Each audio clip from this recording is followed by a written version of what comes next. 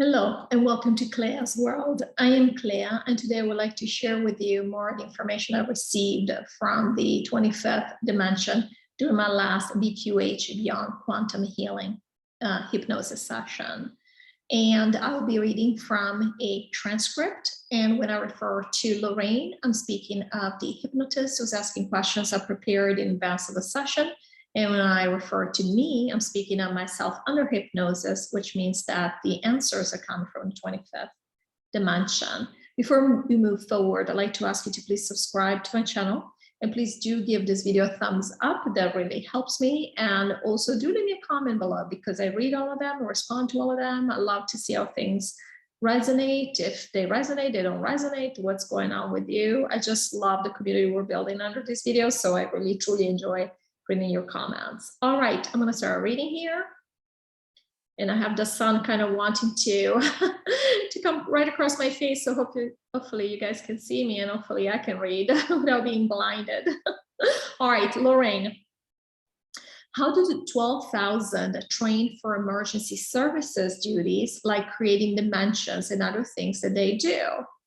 And the 25th was laughing here. And then they answered, yes, again, there is no training and is in what Claire would think of as training. And the reason they're saying again is because in my previous video, we were actually talking about this and I had more questions around this.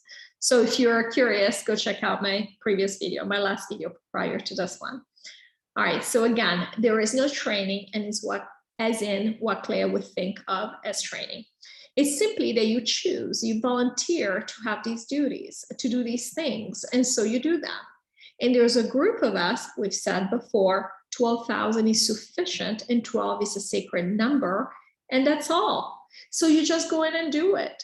All of us are capable of creating dimensions. I mean, this is what we know how to do, is create. It's the very first thing we know how to do because we are creative. Because we were created by source, which is creative. So creation is easy for us. It's not difficult. It's not something that you have to figure out, you know, like we can think of here, you're trying to figure out some phenomenon. And I mean, this is what we do. Source has given us itself to create with. And so we just go and create through our thought, instant manifestation. We have no limitations. Lorraine. Thank you. Okay, Claire would like to know, are there any light workers on our channel or any of her other incarnations on our channel? If so, who? Is everybody on our channel going to New Earth? So I was thinking of you guys and I was really curious to see, because again, we respond to energy, right? So I don't have a huge channel. What are the chances you would have found me? And so you are here, and clearly there's a reason for that. So I'm really curious to see how that breaks down, you know. Me. So there is a group of light workers on my channel. And by light workers, we mean one of the 12,000. Yes, they are a group, not everybody. Not everybody's going to New Earth, but the vast majority of the people watching it are going to New Earth, the very vast majority.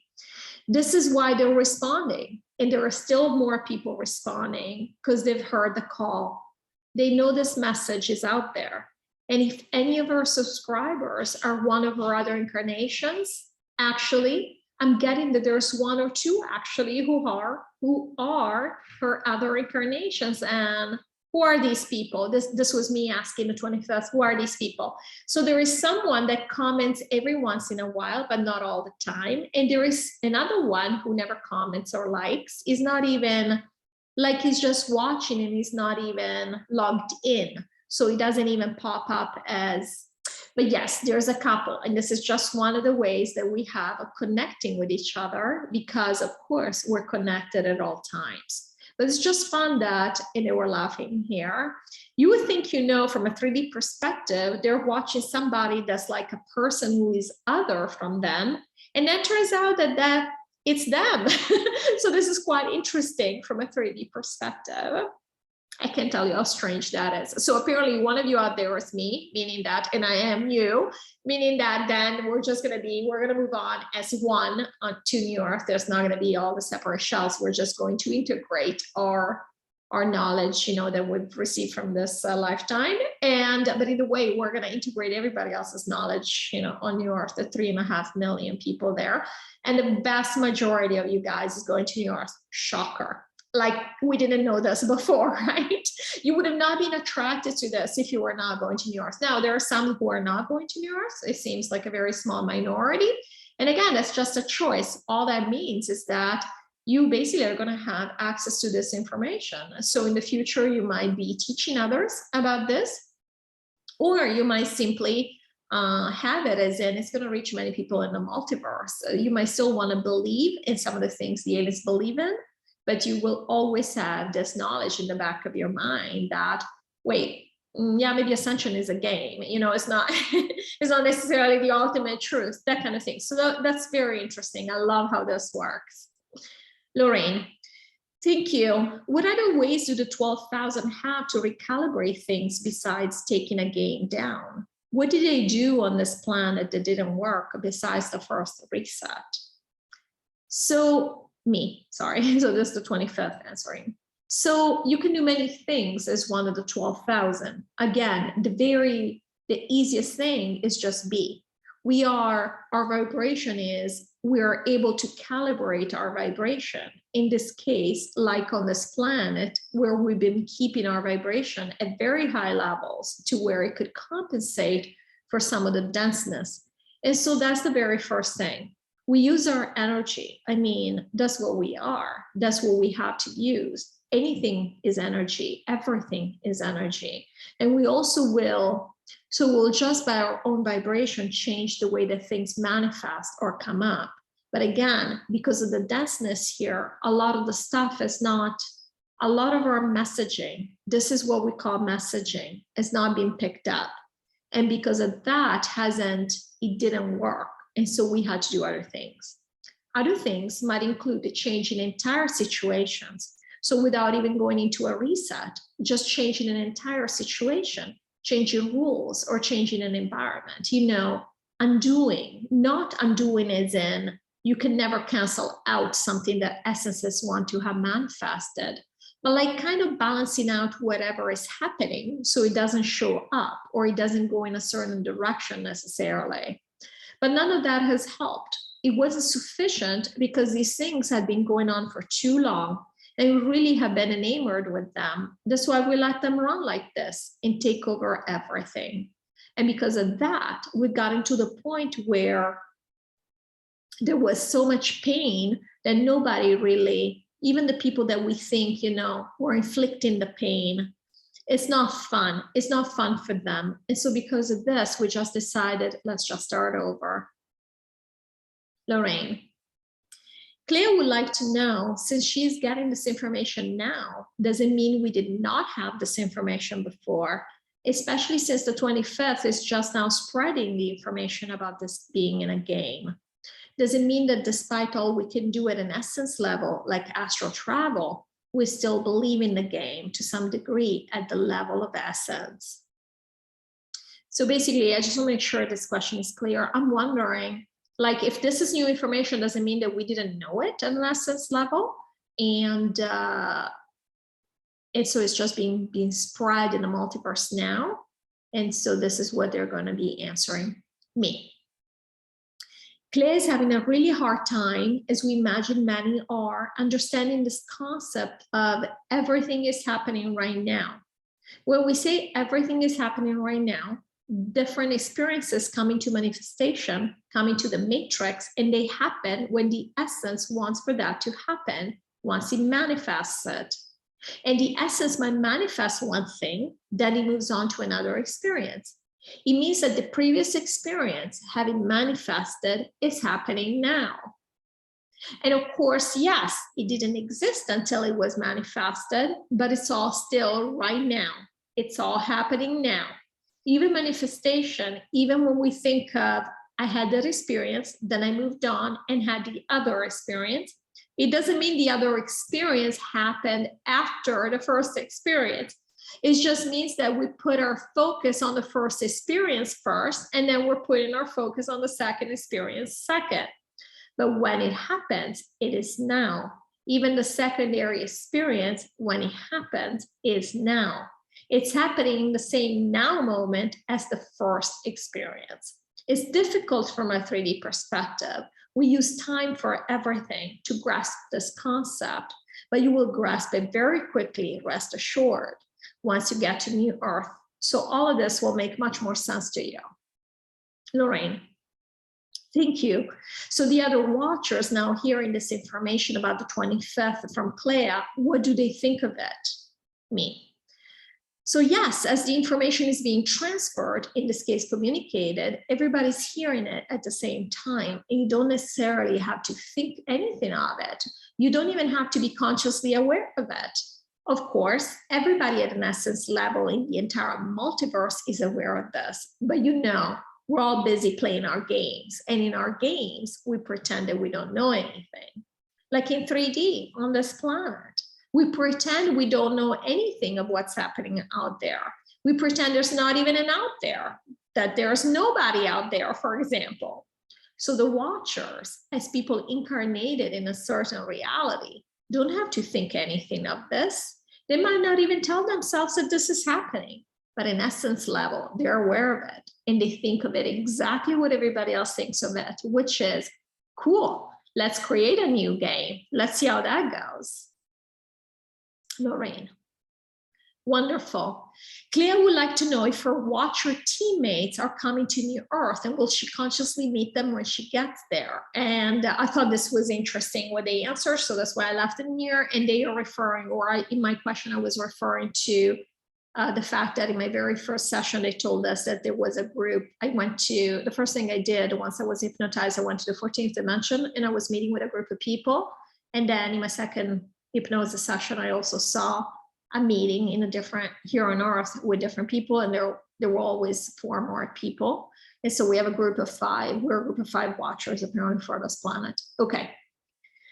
So, and again, being a watcher means nothing. Doesn't mean we're special. Doesn't mean we're doing anything. You know, it just means that we have volunteered. Okay, so anybody could volunteer. It's a matter of, do you want to do the job or not? And that you're the one that gives the sounds the alarm if things go south. Okay, and we can all tell when energy goes south. All right.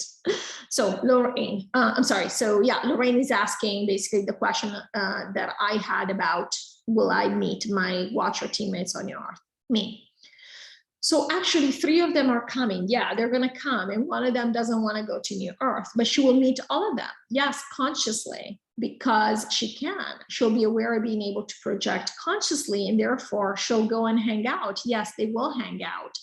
And the reason I left this in here is besides the fact that it's a curiosity, but it's also because this is how it works. Doesn't matter what other people are. Even people that we don't actually, because we think we're just going to project and go visit people we've known here in this lifetime, but we might find that there are people from previous lifetimes, previous lifetimes, there's no time, or people that we know at an essence level that we hang out with, and they might be on other planets and we might go project ourselves there. So this is why I thought this was kind of a cool, answer.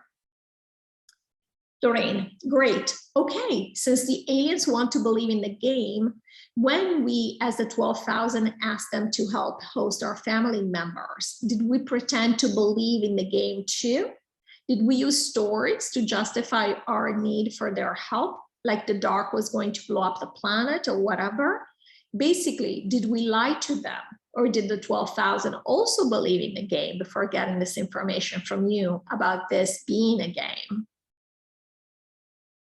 I'm always challenging the 25th. I'm like, did we lie? What's going on? Did you lie? Do you guys lie?